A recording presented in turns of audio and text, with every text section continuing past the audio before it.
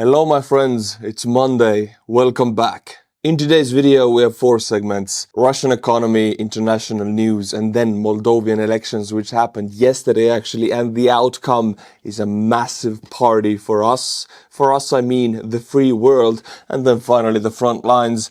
Let's immediately get into it. Russian economy. Here I have a map for you which is 1.5 months of Ukrainian strikes into Russian oil refineries and oil refining capabilities.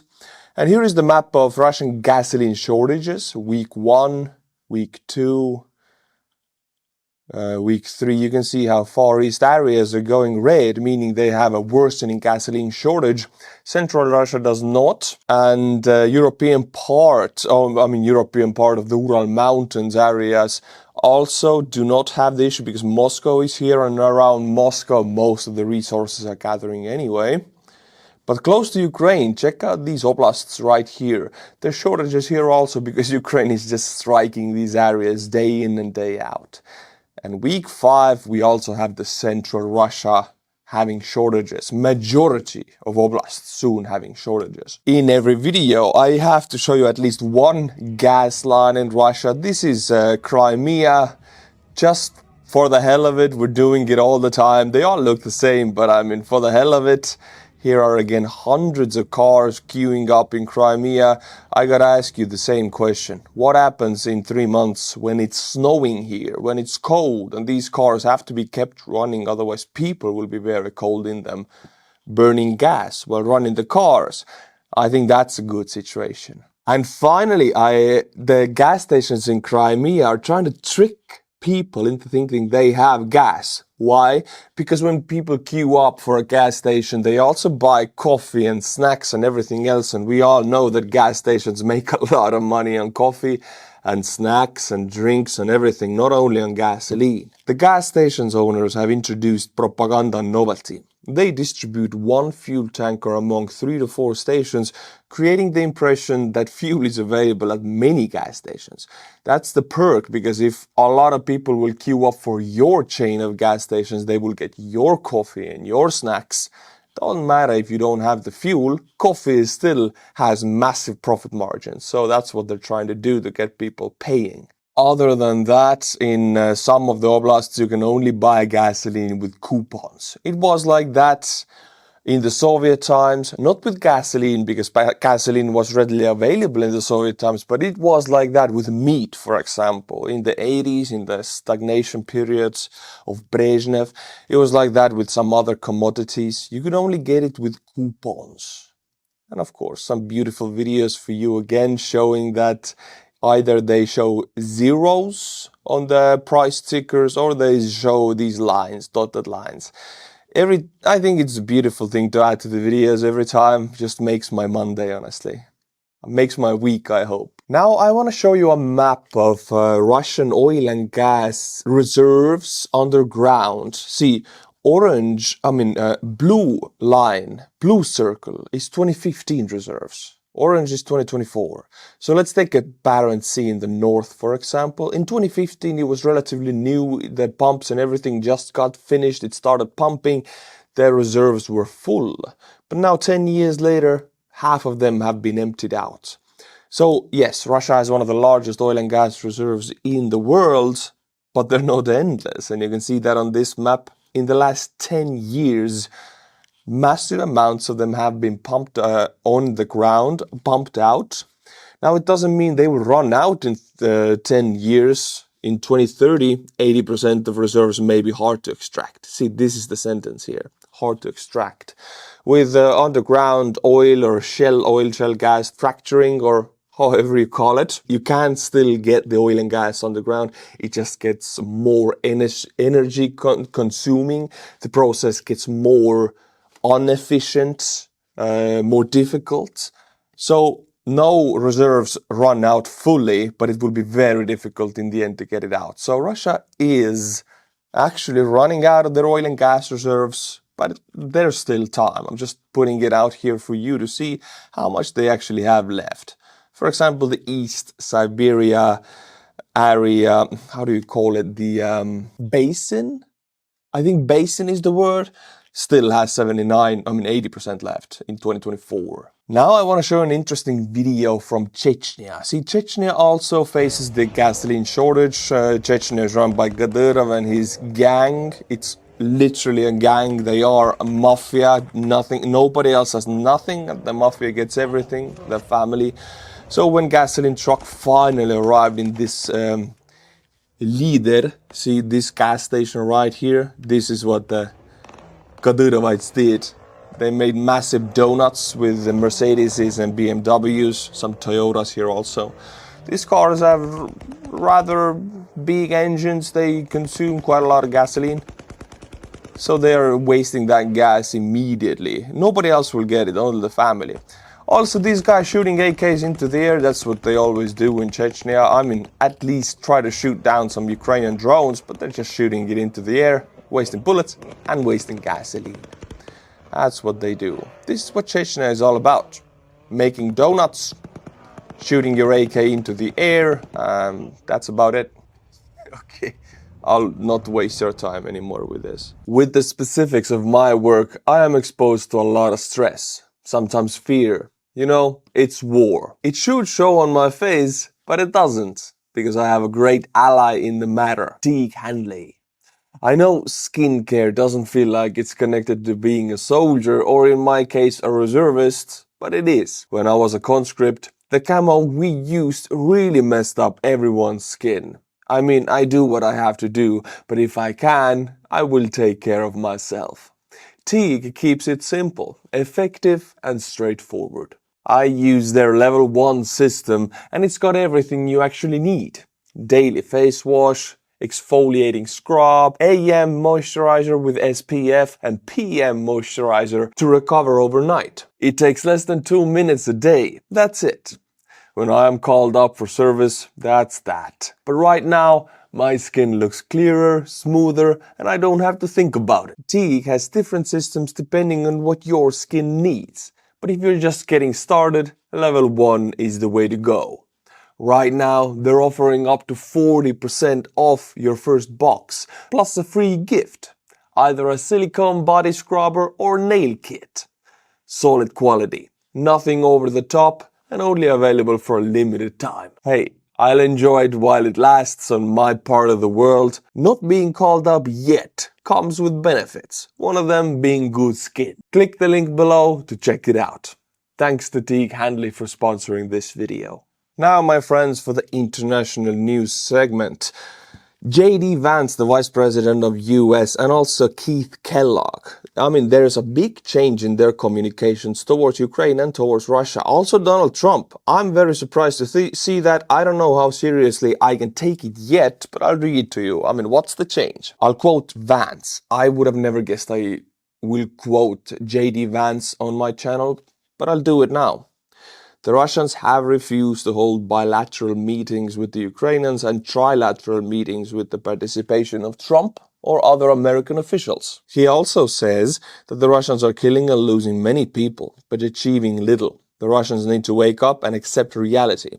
Many people are dying. How many people are they willing to lose? How many people will they kill for very little, if any, success on the ground? Why I'm quoting this is we have yet to see J.D. Vance take any kind of tougher stance against Russia or speak out against Russia. I mean, he usually blames Ukraine, but this is the first one, and this wouldn't happen if there wouldn't be a slight change in Trump, and there is. And a symbol of that is Keith Kellogg, General Kellogg right here, who says on live TV, Russia is not winning the war in Ukraine. Ukraine can challenge Russia much more aggressively if more US weapon systems are supplied. President Trump has authorized certain long-range strikes into Russia with US weapons. Russia should have no sanctuaries. Remember that bit, it's very important. Trump authorized United States MLRS missiles to be used on Russian soils for certain targets, and Ukrainians immediately, I think on that minute, released these missiles. When we get to the front lines, I'm going to let you know about the targets, but We have some good videos. But continuing on this topic, US and Ukrainian officials are now discussing which weapons the United States will sell to Ukraine. It's not if the United States will sell weapons to Ukraine, it's which weapons. And Ukraine has given a list, massive list, worth $90 billion to the United States, that this is what we want to buy.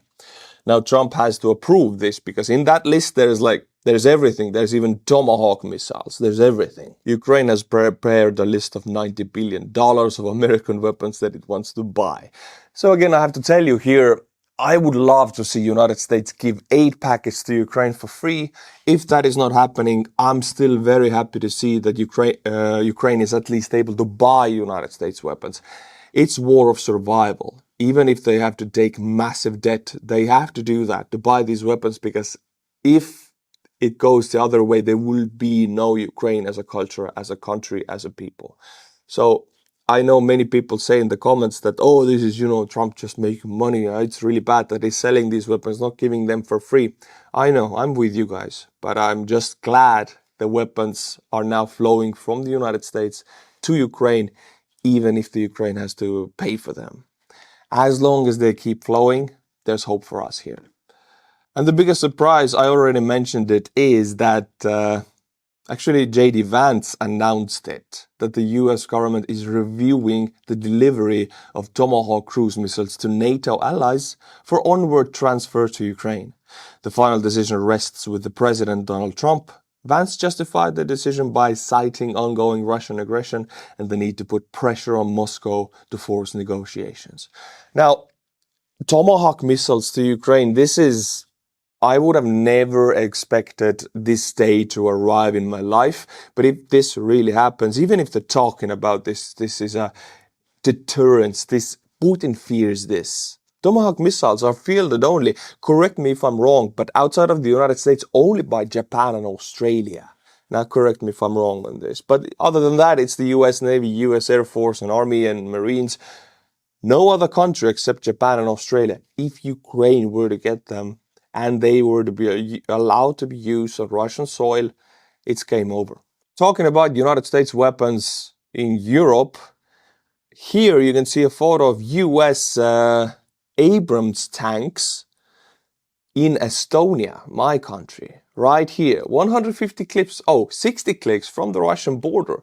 These tanks, Abrams tanks, are rehearsing deploying to the Baltics, because majority of the issues arise with the Baltics. We don't have defense in depth. Everything has to be done so fast because we don't have time to give any territory. So the allies have to be here extremely fast. So this is what they rehearse. We don't rehearse really fighting on the front, fighting on the line. The most important, number one thing is speed and then defense. So M2A3 Bradleys and Abrams tanks, M1A2 tanks deploying to Estonia, rehearsing that. I gotta point your attention to the fact that Bradleys and Abrams are desert camo. We have a saying in this part of the world, I don't know if you know it, in the US, we have the saying, it goes like that: if the US tanks are desert camo, we're fine. If they're woodland camo, we're screwed. Because if the US thinks they need to paint their tanks woodland green, that means they think they're gonna fight in Europe. That means they think that Russia's gonna attack the Baltics. That's how it is. That's where it starts. So as long as these tanks are desert camo, I'm breathing nice and slow and no tension for me. Here's some better photos for you. Hey, this is Tartu. This is where I used to live for 5 years. I know this tunnel, everybody does. Tartu is not a big city, 100,000 people. So if these tanks go over here, this is a very good sight for me to see in one of my hometowns. To see these spreaders of freedom like that, it's really a nice sight for me, honestly. Thank you for your service, United States. Now we go to Germany, because they are rehearsing the exact same thing on their own exercises. Germany has conducted a large-scale Red Storm Bravo exercise focused on transferring its forces to the Baltic region. Now, the main issue, as I mentioned, is transferring the forces, because we have the Suwalki Gap, which is Kaliningrad, then Lithuania, then Belarus, and it's like 80 kilometers. Russia and Belarus will try to close that. Everything deployed to the Baltics, Latvia, Lithuania, Estonia, will have to go through the Suwalki Gap. So the Germans, the Americans, everything, what they have to do is rehearse extremely fast deployment through the Suwalki Gap. And that's what they're doing. You can see that in the video also. I'll watch it for a moment with you. Very nice. See, that's a beautiful sight. German woodland camo, German flag and a NATO flag. I'm just glad they're on our side, man. Now, my friends, we go to Moldovan elections. This is a separate segment in my video because they happened yesterday and they were one of the most important elections in the country's last 30 years. I'll let you know everything in a very short form. Now the elections have concluded. Only a handful of votes from the United States, Canada, Italy and Sweden remain to be counted in the Moldovan parliamentary elections. Now you might ask, why they're electing in, US? But yeah, Moldovians abroad can also elect online. Maia Sandu's PAS party has absolute majority, 50.06% of the votes, and will hold 55 seats in the parliament. Pro-Kremlin BEP party underperformed by 8 points with 24.25% of the votes. They will keep their current 26 seats. Now, the thing is, Maia Sandu's pro-European Union party and also pro-NATO party will have the majority, meaning they will not have to make a coalition with anybody. If you know how democracies work in Europe, they can make their own laws, their own whatever they want to do, and they are pro-European Union, pro-NATO, pro-democracy. This is a massive, I cannot describe enough how big of a victory it is for the West, for the free world. And I wanna let you know, this is not an isolated event, an isolated election. Putin lost all the battles to Maia Sandu. Maia Sandu is the current president of Moldova. She's a very well-spoken, very well-analyzed, she's controlled, speaks slowly but carries a big stick, as you say. I really like her manners, her mannerisms. For me, she's pure intelligence. The 2020 presidential election, Putin lost. I'm going to say Putin because Russia pumped hundreds of millions of dollars into this election to win it. We're talking about $500 million, 500 million, and they still lost it. 2020 presidential elections, 2021 parliamentary elections, 2024 presidential elections, 2024 referendum on the European Union membership, 2025 parliamentary elections. Maia Sandu and the Republic of Moldova, 5. Putin and Russia, 0. That is an insane victory streak. But now, my friends, I want to show you the glitch in the matrix. You might think this here is a regular traffic jam, but no, this is people from Transnistria, the separatist breakaway region, pro-Russian region of Moldova. These people want to be part of Russia. They don't want to be part of Moldova. They want the Soviet Union back. Here is a line of these people driving from Transnistria to go vote in Moldova, a country that they don't recognize as a country. It is a glitch in matrix. And you know what's even worse? Best for us, worse for them. 30% of these people in Transnistria, who supposedly want the Soviet Union back, voted for Maia Sandu's pro-European Union party. Even they voted for the pro-EU party. And even in Russia's controlled Transnistria, people don't want to be part of Russia. It's just such a weird glitch in the matrix. It's so bad for them. Now, my friends, I'll read you the best comment from a previous video. I'll try to include comments that give us some insight or knowledge because there are so many specifics in these videos that you guys know so much more about, and some of you will share your knowledge, which I'm glad. Check it out. Dichebach, says that I am a social scientist, not an engineer, but based on some research I did on the history of petroleum refining, it may be a bit more complicated than they cannot be repaired. It is conceivable that Russia could repair and refit refineries to an older technological standard. The Soviet Union had plenty of refineries in the 1970s, which were not dependent on Western assistance. But the thing is, the refining technologies of earlier eras are substantially less efficient and productive. So even if Russia is able to repair some of them, each repaired refinery may only be able to regain 70 to 50% of the throughput it had before being damaged. Thank you for the comment, Dichabach. A really good insight to what I did not know. So yeah, Russia can't repair the refineries, but they will definitely lose their output and Ukraine can attack them again. And now Buy Me a Coffee members, I only have one member this time, but it's okay. This one is in Kirillitsa. Ivailo Yordanov Ivanov. Ivailo Yordanov Ivanov. Thank you for joining on Buy Me a Coffee. If you like the channel, Buy Me a Coffee, links in the description below. Now, my friends, to the front lines. And it's a bit connected because we'll continue with Trump approving Ukraine striking into Russian territory with the United States MLRS. We're talking HIMARS also. And as I said to you, the moment Trump approved that, we get some beautiful videos. Let's watch them together. This is Belgorod, or Belgorod as the Ukrainians say, and this is their electrical substation. Wow, wow. Of course, with the beautiful Russian commentary in the back, which is untranslatably horrible. Oh, yes. There's no words in English to translate it to. There's no words. So yeah, this is the Belgorod power station, and it did some pretty crazy stuff. I will read you the settlements which lost power, and then I have a beautiful video for you to watch again. Stary, Oskol, Kupkin, Shebekino, Chernyanka, Straitel, and some more settlements. So many settlements lost power because of it. And you might even want to know, okay, what do they mean? How did they lose power? Check it out. We have the exact moment on video. This is too Hollywood-like to ignore. Check it out. Boom! Did you see the flash? So it's a blue flash. Check it out. Blue flash. Lights on. Blue flash. Lights still on. Next frame. Lights go out. And even the last ones on the apartment buildings go out. And now followed by an orange flash. And everything is pitch black dark.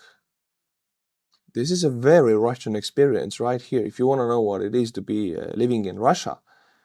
Blue flash, orange flash, and darkness forever. That's what it is. So yeah, Belgorod is now in darkness. If somebody has a generator, he might have some light, but car lights are working. That also means that street lights not working. That also means that traffic lights are not working. And if you imagine, I mean, Russians drive how they drive in Russia. Usually it's bad as it is, but without street lights, there's going to be a lot of car accidents. And we have one on video already. I mean, there's going to be many, many more. In this one, for some reason, the street lights are working, but the traffic lights are not working. So check it out. Just like that. See, both of these cars were going really slow, meaning both of these cars could have used the brakes because they're going so slow. But if you don't have traffic lights, if you're not used to, watch if somebody rams you on the side, because you can go, this stuff can happen without traffic lights. So yeah, it's gonna be chaotic, very chaotic without traffic lights. Also, a plant was struck. I cannot confirm it to you if it was made with American MLRS right now, but this plant, again, very close to Ukrainian border, in the range of US MLRS, and it comes immediately after Trump approved the use of US MLRS on Russian soil. Ukraine strike hit the Elektrodetal plant located in the town of Korachev, Bryansk Oblast, Western Russia. A fire broke out in the facility.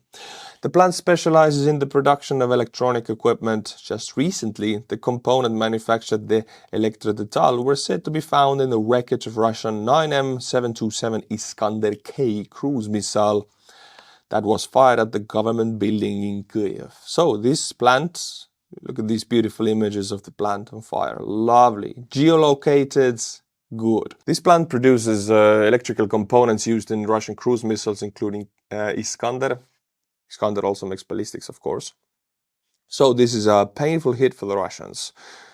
I do hope it was made with the United States MLRS, because Russians are afraid of US weapons. That's what they're most afraid of. Beautiful imagery, man. Beautiful imagery. Okay, let's go to the actual front lines, Pokrovsk. So as I mentioned before, these three surroundments, encirclements, cauldrons, however you want to call them, I mentioned before that they're not really connected with Ukrainian troops on the ground in this gap right here, and now information comes out that this is true. Ukrainians are using what they call a wall of drones in Pokrovsk direction, which reduces Russian platoons to lone survivors who then post desperate videos on social media begging others not to join the army. Ukrainian swarms of unmanned aircraft hunt down Russian troops both in the open and inside the shelters. 20 Russian soldiers die for every single meter of territory gained, shattering Russian morale. One Marine's haunting testimony reveals he became the sole survivor from his original 20-man unit, calling the conflict not their war in a viral plea. Ukrainians use a very specific mean of defense. They don't man all the defensive lines because they don't have the manpower for it. That's a sad, true fact. And Zelensky doesn't want to mobilize younger than 25-year-olds. They haven't done it, actually. If you're 22, 23, you can leave the country. You're not being mobilized in Ukraine. Zelensky, their defense is more like drone bubbles all across the front. And in Pokrovsk, they're most efficient. They have massive, massive amounts of drones here, Ukrainian drones. And what this encirclement means here, this is the third one, the largest and newest one, is Ukrainian drones control this pathway right here. The Russians can pass, and they do pass, but as said, one platoon is reduced to lone survivors, and this is who will pass.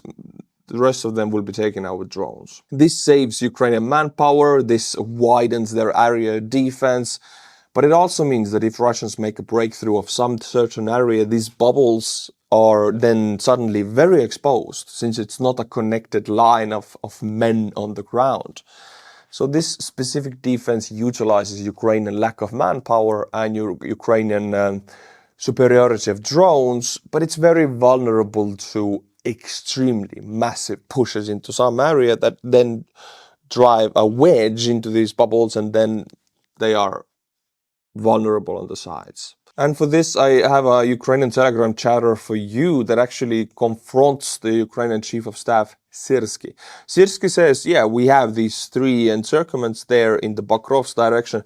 These telegrams on the front say what I have been saying on this channel, actually. I'll read it to you. Ukrainian Telegram channels counter the statements made by Commander Syrsky regarding the situation around Dobropilia. This is the three encirclements area.